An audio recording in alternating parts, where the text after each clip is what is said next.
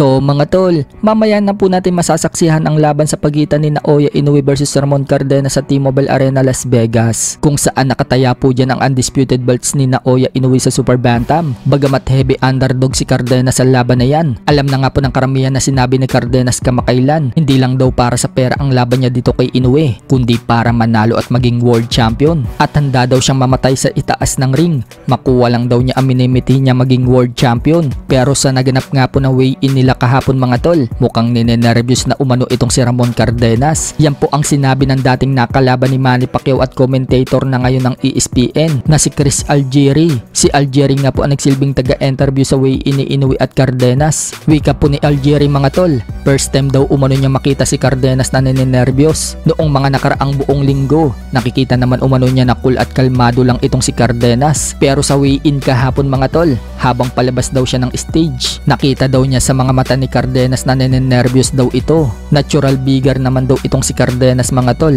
at nakikita naman niyang kondisyon. Pero yun nga mga tol, napansin lang daw niya na may nervyos daw itong si Cardenas, habang si Inoue maskulado daw ito at malalaki ang binti, at makikita daw sa itsura ni Inoue na napakalakas. Bukod dyan, disiplinado daw talaga itong si Inoue. Wala daw kasing kahirap-hirap na makuha nito ang timbang. So tingnan po natin mamaya sa laban mga tol kung may maganda bang ipapakita si Cardenas dito kay Inoue. Noong mga nakaraang laban ni Ryan Garcia, Devin Haney at Teofimo Lopez at ni Canelo Alvarez, mga boring ang mga laban. So tingnan natin kung hindi magiging boring ang laban mamaya. Sa mga nakalipas na laban po kasi mga tol, walang knockout na nangyari. Samantala, former 4 Division World Champion Nonito Donaire Jr. sinabi sa interview mga tol, kaya daw ni Inoue na in-knockout ang mga featherweight fighters kapag umakyat daw ito ng 126 pounds. Pero pagdating daw sa 130 pounds or super featherweight division, hindi daw sure si Donaire kung madadala daw ba ni Inoue ang kanyang lakas sa division na yan. In the 2630, I'm not quite sure, you know. Natanong naman po si Donaire mga tol ng reporter kung kaya daw ba ni Inoue na ma-reach ang level ni Manny Pacquiao. Sagot ni Donaire mga tol,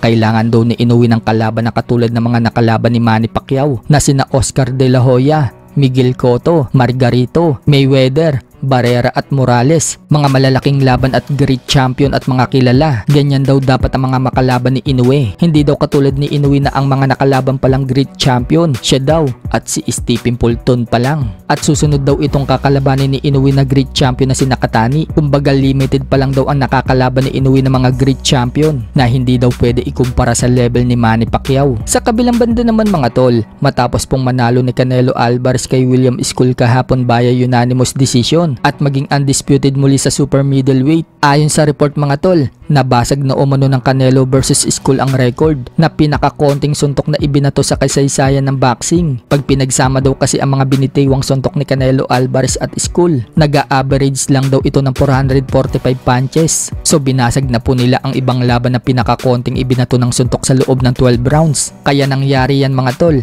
wala po kasing ginawa itong si Skull, kundi tumakbo ng tumakbo sa laban. Kaya pati si Canelo mga tol, hindi makapagbitaw ng maraming suntok. Dismayado nga din si Canelo mga tol dito kay Skull. Buong akala daw kasi ni Canelo, mga outbox daw itong si Skull, pero wala daw itong ginawa kundi tumakbo ng tumakbo. So matapos po ang panalo ni Canelo, expected na aakit ng ring itong si Terence Crawford. So ganyan nga po ang nangyari mga tol. Iniharap po agad ni Torky Alalsik si Crawford dito kay Canelo. Nag-face off sila at in-announce ni Torky Alalsik na tuloy na ang laban ni Crawford versus Canelo sa September 12. So yan po ang magandang laban mga tol. Pero inunahan na po agad ni Canelo Alvarez itong si Crawford at sinabing magpakita daw siya ng magandang laban. Hindi daw katulad sa ginawa ni Skull na tumakbo lang ng tumakbo. So ano sa tingin nyo mga tol?